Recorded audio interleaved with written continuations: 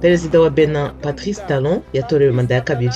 Komisiyo y'amatora yabitangaje ejo kuwa kabiri nyuma y'uko abanenze itora bavuze ko ryari ryakozwe ku buryo rimuha amahirwe nyuma yo guhiga abatavuga rumwe nawe.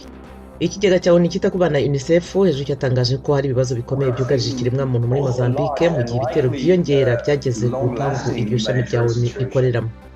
Abana 20 ejo bitabye Imana muri Niger bazize inkongi y'umuriro yabagoteye mu mashuri yubakishije ibyatsi mu gice gikennye cy'umurwa mukuru. Muri Tunisia ejo hadutse ubushyamirane hagati y'abanyeshuri n'ingabo zishinzwe umutekano mu myigaragambyo isaba ko impirimbanyi za muvoma irwanya guverinoma Iraq zirekurwa.